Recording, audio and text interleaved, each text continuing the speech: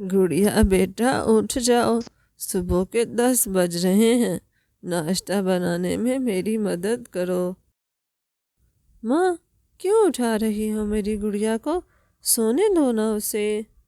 अरे गोपू बेटा, तुम क्यों इसे बिगाड़ रहे हो?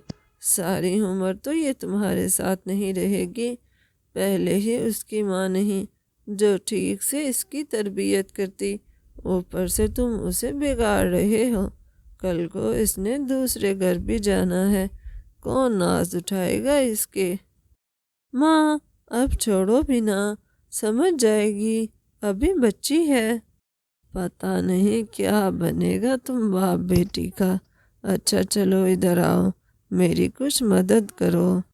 हाँ ना माँ, तुम मुझे बता दिया करो, बस मेरी गुड़िया को मत उठाया करो। तभी गुड़िया वहाँ पर आ जाती है। अरे फिर से वही सालन। बाबा, मुझे नहीं खाना ये सब कुछ, मुझे पराठा चाहिए, और वो भी कालू चाचा के होटल का। ठीक है, मैं अपनी गुड़िया के लिए अभी लेकर आता हूँ। हाँ हाँ जाओ, कल को ससुराल भी इसके साथ जाना, और वहाँ पर भी इसे कहना कि ऐसी ही फरमाइशें करे।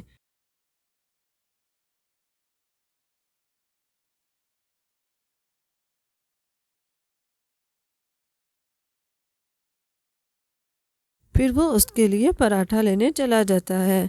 इसी तरह से दिन बीत रहे थे। फिर एक दिन मीनू मौसी आती है।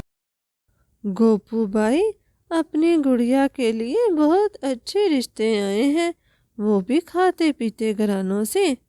वो तो ठीक है मौसी, लेकिन मुझे पहले अपनी चंदा से पूछना है वो क्या चाहती है, फिर उसके बाद ही मैं आपको बताऊंगा। ठीक है, जैसे तुम्हारी मर्जी। फिर कुछ ही दिनों में गुड़िया की शादी हो जाती है। शादी के पहले कुछ दिन तक तो ससुराल वाले बहुत ख्याल रखते। गुड़िया भी ये सब देखकर बहुत खुश होती थी। फिर एक दिन, मानो बेटा, गुड़िया को बाहर कहीं घुमाने ले जाओ।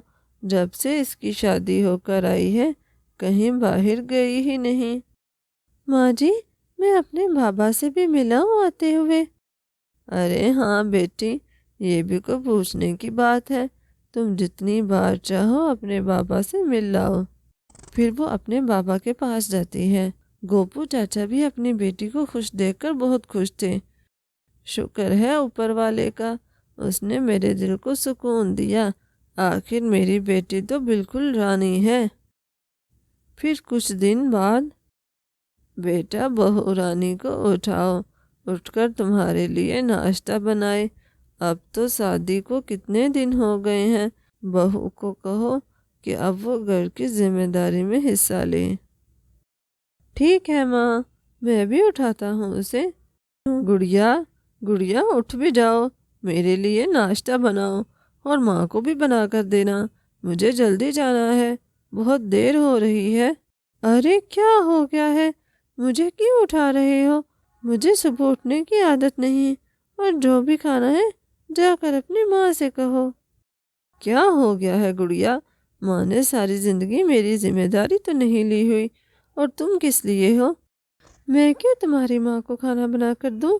वो मेरी जिम्मेदारी तो नहीं है, और वैसे भी वो अब बूढ़ी हो चुकी हैं, उनसे काम नहीं हो पाएगा, तुम उनको कहीं छोड़ आओ।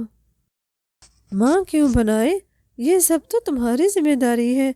माँ बूढ़ी हो चुकी है, और वो कब तक करेंगी? और तुम किस मर्द की दुआ हो? उठो, उठकर मेरे लिए नाश्ता बनाओ। फिर गुड़िया को मजबूरन उठकर नाश्ता बनाना ही पड़ता है, लेकिन वो ज़्यादातर बातों पर कान नहीं धरती थी और आराम से अपने कमरे में सोई पड़ी रहती। लेकिन अब तो उसकी सास ने भी उसे काम कहना शुरू कर दिया था। फिर वो एक दिन तंग आकर अपने बाप के पास आती है और उसे आकर सारी बात बताती है। बाबा, मुझे लग रहा है ये सब प्लानिंग कर रहे हैं। इसीलिए मैं कहती थी कि इसे घर के कामों में मेरे साथ काम करने दो, इससे इसकी आदत हो जाएगी। माँ, तुम खामोश रहो, मैं समझा रहा हूँ ना अपनी बेटी को। बेटा तुम फिक्र मत करो, मैं आज ही तुम्हारे पति को बुलाकर उससे बात करता हूँ। पापा, मुझे उनसे कोई मसला नहीं है, یہ سارا فساد تو اس بڑھیا کا کیا دھرا ہے، وہی سارا فساد کرتی ہے۔ تو ٹھیک ہے، میں اس کو ہی باہر نکال دیتا ہوں۔ اچھا تو یہ بات ہے، یہ لو بیٹی، یہ وہ زہر ہے جو روز روز تم نے تھوڑا تھوڑا کر کے اپنی ساس کو دینا ہے۔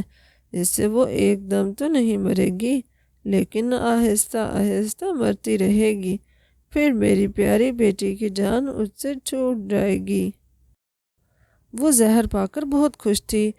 پھر وہ ایسے ہی کرتی ہے، وہ روز کا تھوڑا تھوڑا زہر اپنی ساس کو چائے میں ملا کر دیتی رہتی ہے اور اس کے ساتھ تھوڑا سلوک بھی اچھا رکھتی ہے۔